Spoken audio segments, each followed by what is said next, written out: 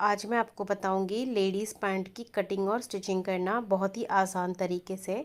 तो इसके लिए हमने 2.25 मीटर फैब्रिक लिया है।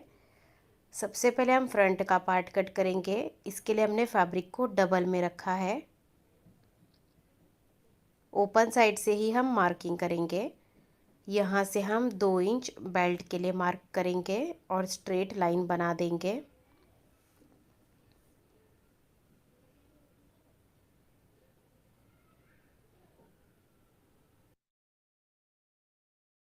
उसके बाद यहाँ से नीचे की तरफ हमें लेंथ लेनी है। तो रेडी लेंथ है 37 इंच। 37 इंच पे निशान लगाएंगे। 2 इंच फोल्डिंग का लेंगे।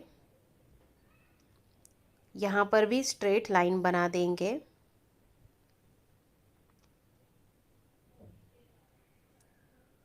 अभी यहाँ पर हमें कमर के लिए निशान लगाना है। तो कमर के लिए हमें हिप का मेजरमेंट लेना है। तो यहाँ पर हिप साइज़ है 36 इंच। उसको 4 से डिवाइड करना है और उसमें 2 इंच लूजिंग ऐड करना है। तो 36 को 4 से डिवाइड करेंगे तो वो आ जाता है 9 इंच, प्लस उसमें 2 इंच ऐड कर लेंगे लूजिंग, तो वो आ गया 11 इंच। तो इस तरह से हम कमर साइज़ लेंगे 11 इंच का। उसके बाद यहाँ से नीचे की तरफ हमें आसन लेना है। आसन के लिए भी हिप का 4th part plus 2 inch losing लेना है। तो हिप है 36 इंच, उसको 4 से डिवाइड करेंगे तो वो आ जाता है 9 इंच, प्लस 2 इंच लूजिंग लेंगे तो वो आ गया 11 इंच। तो आसन लेंगे 11 इंच। यहाँ पर स्ट्रेट लाइन बनाएंगे ऊपर तक।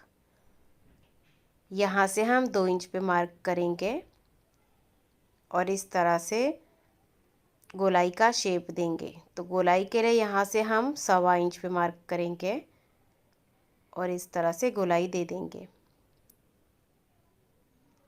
उसके बाद हमें बॉटम लेना है। तो बॉटम के लिए हम इसको मेजर करेंगे। तो ये है 13 इंच। तो देखिए यहाँ तक 11 इंच था, 2 इंच यहाँ पर ऐड किया था तो 13 इंच आया ये पूरा। तो 13 का हाफ करेंगे 6.5 इंच। सेम निशान हम नीचे की तरफ भी लगा लेंगे 6.5 इंच का। उसके बाद इसके दोनों साइड में हमें बॉटम लेना है। तो बॉटम लेंगे 6 इंच, 3 इंच इस तरफ लेंगे और 3 इंच इस तरफ लेंगे। इस तरह से इसके बीचों बीच हम 6 इंच का बॉटम लेंगे। नीचे स्ट्रेट करेंगे। उसके बाद इसको यहाँ पर जोड़ना है और इसको इसके सामने निशान लगाकर जोड़ देना है।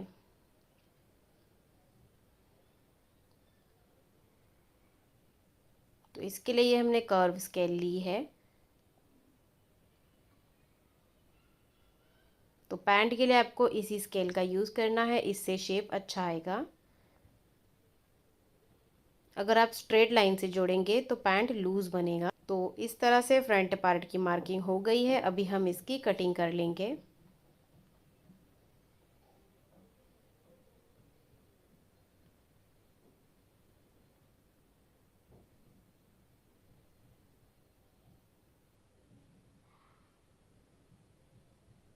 तो इस तरह से हमने कटिंग कर ली है। ये 2 पीस है फ्रंट पार्ट के। फ्रंट पार्ट को साइड में रखेंगे। अभी बैक पार्ट के लिए फैब्रिक को फिर से हमें डबल में ही रखना है।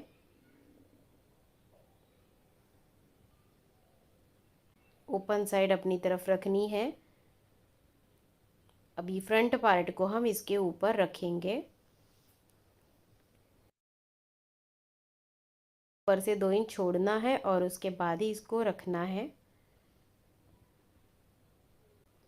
अभी ये वाली साइड में हमें कोई चेंज नहीं करना है। तो ये जैसा है वैसा ही हम मार्क कर लेंगे।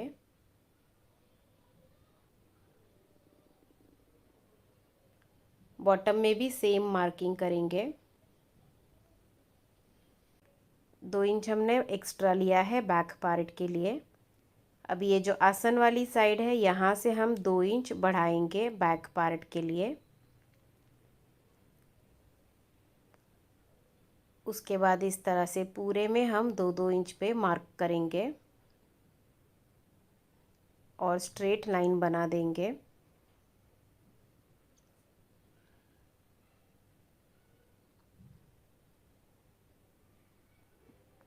उसके बाद बैक के आसन की शेप देंगे। अभी ये यहाँ से बढ़ा हुआ रहेगा, ये यहाँ तक ही रहेगा हमारा, तो इसको हम तिरछा जोड़ेंगे यहाँ तक।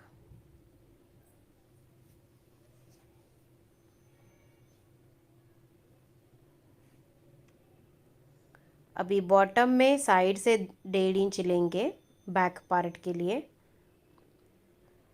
और इसको यहाँ पर जोड़ेंगे।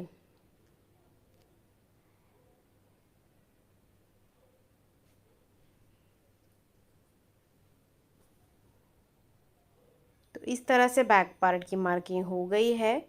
तो देखिए यहाँ पर हमने बैक पार्ट को बढ़ाया है आसन की साइड से और ऊपर से, जिससे कि पैंट पहनने में और उठने बैठने में कंफर्टेबल रहेगा। अभी हम इसकी कटिंग कर लेंगे।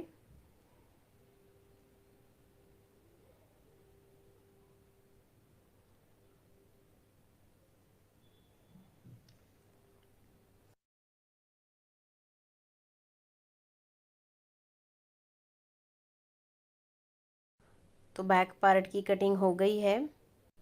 अभी हम इसकी स्टिचिंग करेंगे। तो यहाँ पर देखिए बैक का पार्ट बड़ा है और फ्रंट का पार्ट छोटा होता है, तो जिससे कि बिगनर्स को बहुत ही प्रॉब्लम होता है इसको किस तरह से स्टिच करना है। तो मैं आपको इस वीडियो में स्टेप बाय स्टेप स्टिचिंग बताऊंगी। सिर्फ आपको स्टेप्स फॉलो करने हैं और स्टिचिंग करना है। तो इस तरह से हमारे पास दो दो पार्ट्स आ गए हैं, बैक पार्ट के 2 पार्ट्स और फ्रंट पार्ट के 2 पार्ट्स हैं। अभी हमें सबसे पहले यहाँ पर आसन में सिलाई लगा देनी है, सीधी साइड अंदर की तरफ रख के। तो हमने आसन में सिलाई लगा दी है। उसके बाद हमें इसको ओपन करके रखना है। बैक पार्ट को पहले ओपन करके रखेंगे। इसके ऊपर हमें फ्रंट का पार्ट उल्टा रख देना है, मतलब दोनों की सीधी साइड हमें अंदर की तरफ रख लेनी है।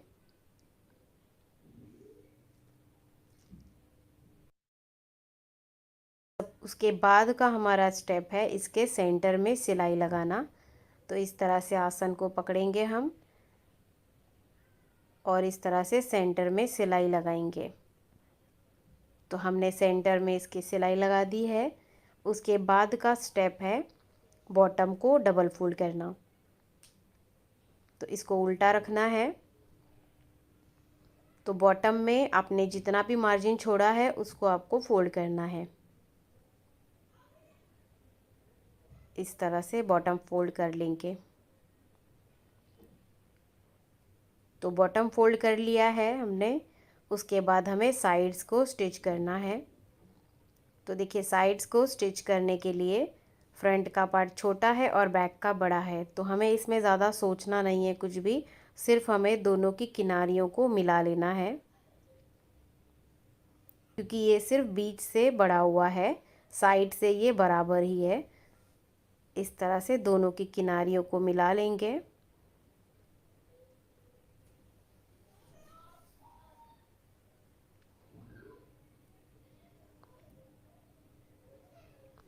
तो हम नीचे से थोड़ा सा स्लिट रखेंगे। तो यहाँ से हम 2 या 2.5 इंच पे निशान लगा लेंगे। तो मैं यहाँ पर 2.5 इंच पे निशान लगा रही हूँ। 2.5 इंच का स्लिट रखना है। उसके बाद इसको यहाँ से यहाँ तक हम स्टिच करेंगे। सेम इसी तरह से दूसरे साइड में भी हम किनारियों को मिला लेंगे।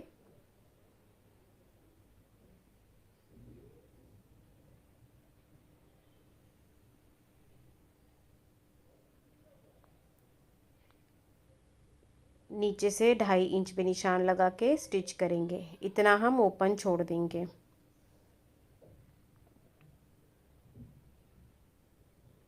तो देखिए इस तरह से सिर्फ किनारियों को मिला लेना है और सिलते जाना है। तो हमने दोनों साइड को स्टिच कर लिया है। यहाँ पर हमने थोड़ा सा ओपन रखा है, बाद में इसको हम इस तरह से डबल फोल्ड करके हैंड स्टिच कर लेंगे, जिससे फिनिशिंग अच्छी आएगी। अभी हमें इसका बेल्ट रेडी करना है।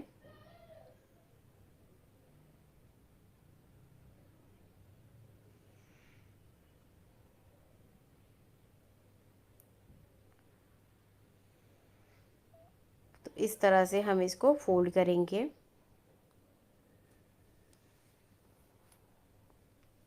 तो फ्रंट पार्ट से हमें शुरू करना है। तो यहाँ पर जो भी इलास्टिक आप लगाने वाले हो उसको यहाँ पर हम चेक करके देखेंगे। तो ये थोड़ा सा ज़्यादा है तो इसको हम थोड़ा सा कम कर लेंगे।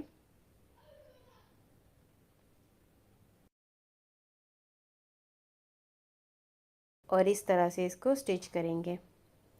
तो एकदम हल्के हाथों से हमें इसको स्टिच करना है। 1/4 इंच का पहले फोल्ड करना है, उसके बाद इलास्टिक के अकॉर्डिंग फोल्ड कर लेना है।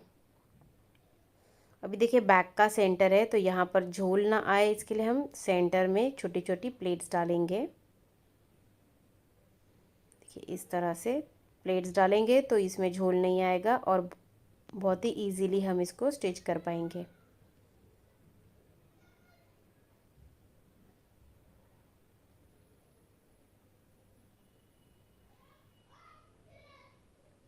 यहाँ पे थोड़ा सा ओपन रखा है इलास्टिक डालने के लिए।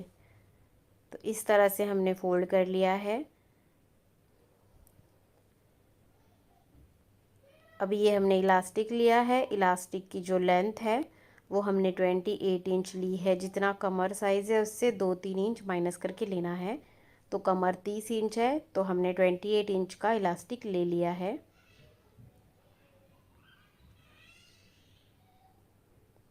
अभी हम एक सेफ्टी पिन लेंगे, यहाँ पर लगाएंगे और इलास्टिक को इसके अंदर पास करेंगे।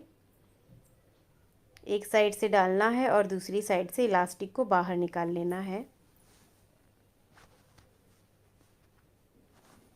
तो हमने इलास्टिक डाल दिया है। इसको ओवरलैप करके हम स्टिच करेंगे। तो हमने इसको स्टिच कर लिया है। अभी हम इसको अंदर करेंगे। यहाँ पर थोड़ा सा ओपन है, इसको स्टिच करेंगे। तो इस तरह से हमने इसको स्टिच कर लिया है। उसके बाद हम इसको खींच के पूरे राउंड में सिलाई लगाएंगे जिससे कि इलास्टिक पलटेगा नहीं। इस तरह से हमने पैंट को बना लिया है।